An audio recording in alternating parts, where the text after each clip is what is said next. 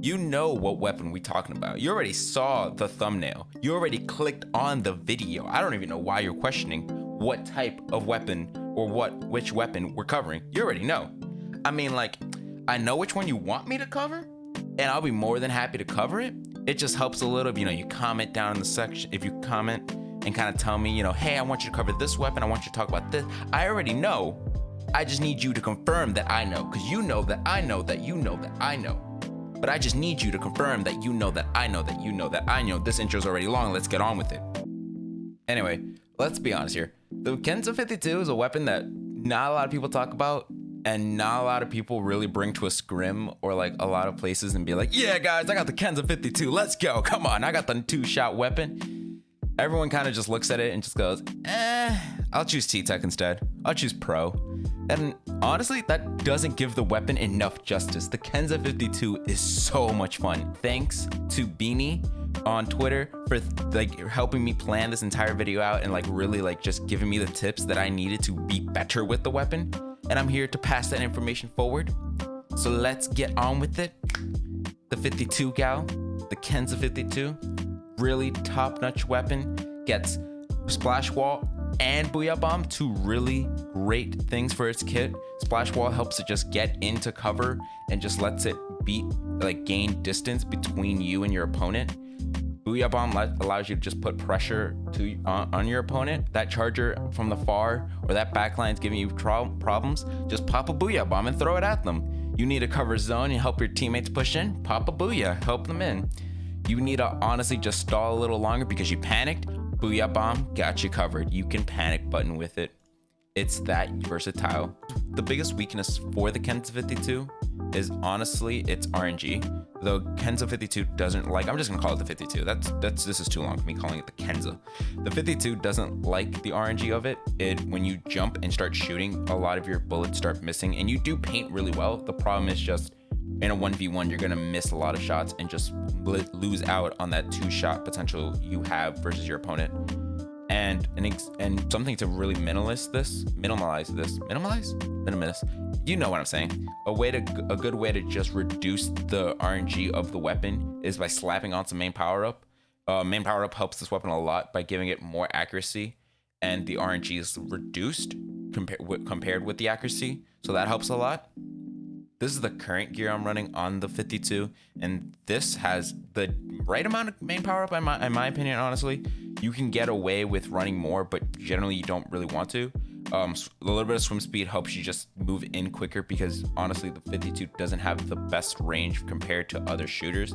T-Tech and Pro outrange it, and honestly, in order to get in and to get into those 1v1s that you generally want and to be in close proximity, you have to utilize good bombs, but also have a little bit of swim speed in order to swim in between your shoots and your shots and be able to get into the firefight. As well as having Special Saver just allows you, because the Kensa 52 can paint really well, and you're able to build Booyah Bomb significantly better than a Pro can. So just having that sub saver helps you actually keep it even if you lose a 1v1 and you trade. It lets you keep the special, and then from there you're able to build it up and have it for a next push or a future push, or in overtime when you need to stop the tower, you got that Booyah button, you go ba ba ba ba, you throw it and you're good. You already know how to do this. You're a pro. This is Splatoon. It's straightforward. Pretty straightforward. Let's get on.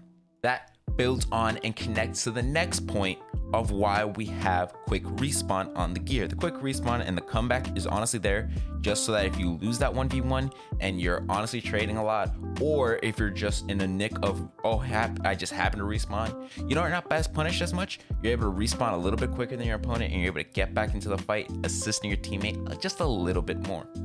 Now, the good thing about the Kensa or the 52, depending on how you want to call it, I honestly want to call it the Meta Slayer, but that's just me. I already mentioned previously, but just to kind of reiterate, jumping while shooting is not really advised. Something that I found while playing is that while you can utilize this tech, you could honestly start tapping the ZR button instead of holding in a 1v1 or while you're playing in Splatoon, just so that the 52 doesn't end up going all of a sudden RNG. While the main power up does minuscule it, there is no such thing as perfect accuracy with the 52 gal, so it is good and honestly advise to just not jump and tap ZR as a good way to just minimize it even more, as less RNG means better 1v1s and better chances of winning. It's a special that a lot of people know how to utilize, but not everyone really truly knows how to utilize.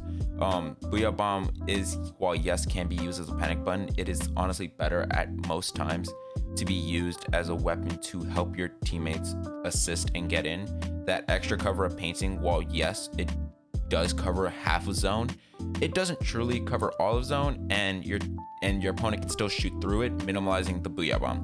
A good way to use Booyah Bomb is to either throw it at a long range weapon that's peeking and just annoying your team. You're able to throw it to add pressure to them, throw it behind them to surprise them and catch them off guard. But also in a 1v1, if you're suddenly losing the 1v1 and your team already has zones, no one's able to come to you, yeah, you could technically use it to then throw it onto yourself and be the distracting v1. It also helps in clan blitz. Clan blitz, this is something that a lot of people do utilize. Just having walls is actually really useful for clan blitz on certain maps, but also having Booyah Bomb there so your teammates can jump to you and then come to help you in the fight.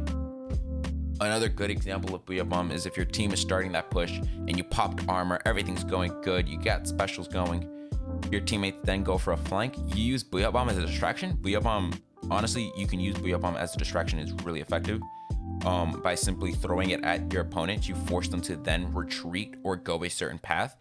For a good example of this is during Rainmaker or even tower control, where the Rainmaker wants to take it a certain route, but you throwing Booyah Bomb causes the Rainmaker to have to push back, or if not, take a completely alternative route that you then can easily wall off with your wall, or you have your teammates already covering there so that your teammates then ambush them and boom, you stop the push and you wipe the team.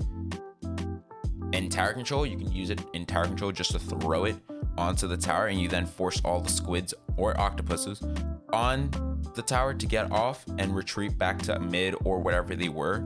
And a good time to do that is when your team is pushing in. You're able to just take everyone off a tower, especially during overtime. You're able to get everyone off a tower and you're able to then get on tower to reset it. Or if it's not overtime, it's still 5 minutes in the match, you're able to just throw Booyah Bomb, you get everyone off, your squid and your teammates then go in and start cleaning up mid or wherever the teammates were as your opponent, cleaning up your opponents. As a good tip that actually came to me while recording this, yes, I get amazing tips while playing, thank you, is actually while you're running and swimming, a good time to just ink your feet, ink your feet again, like squid hop, actually helps the 52 a lot, just because when a weapon outranges you and you're able to actually if you're able to get away fast enough, the swim speed helps a lot with that too. And you're then able to get to a safe position or even a corner, throw a splash wall up, and you then surprise your opponent because they're not expecting you to have full cover and be ready with your teammates right behind to attack them and get them right back. That's how you can punish. Something else that's also useful because you have a wall is just throwing a splash wall when you see a jump.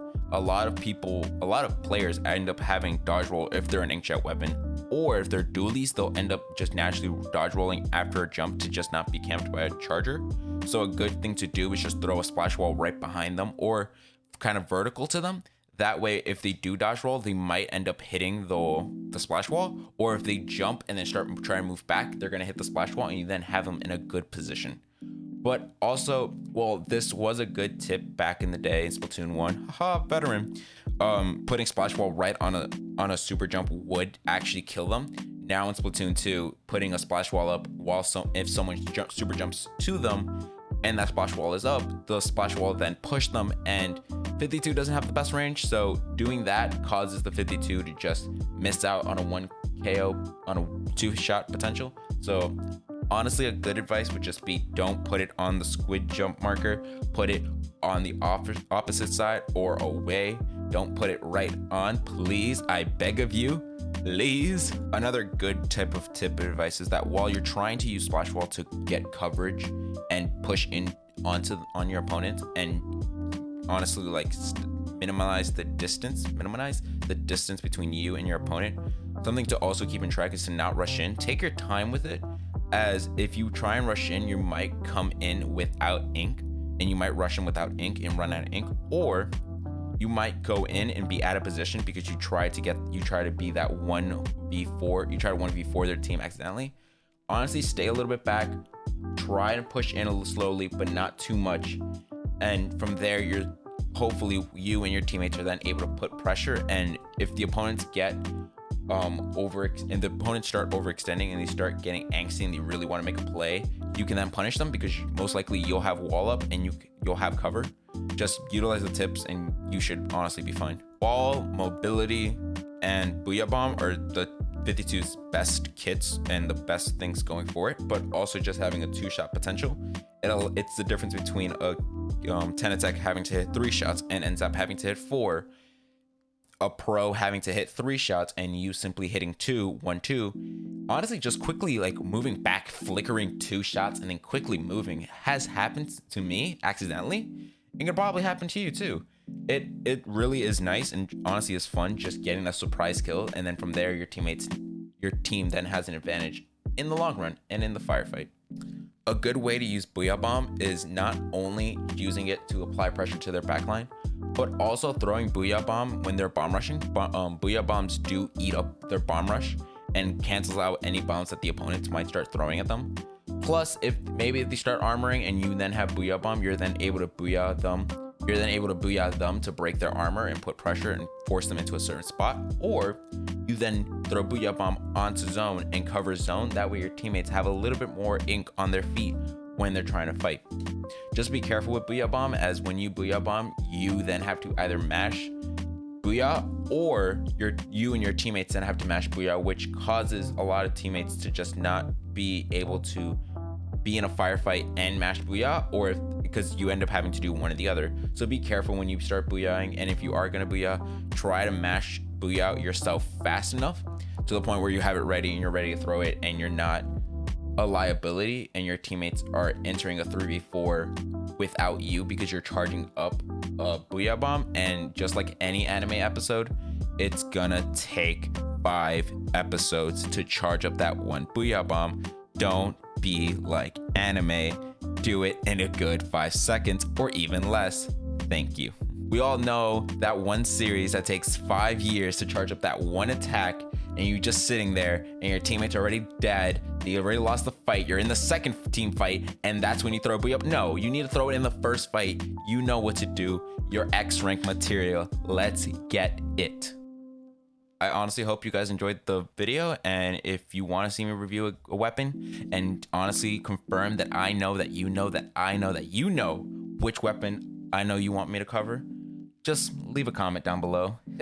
Hit that like button, subscribe so we can then get more videos, and so I know you guys are liking these type of content. I stream every Monday, Wednesday, Thursdays, and Saturdays, and I start doing a little bit of League and a bit of solo on Saturdays. So if you guys want to hop in, join me and play with me, hop into the stream, link description. I'm out. See ya. Bye-bye.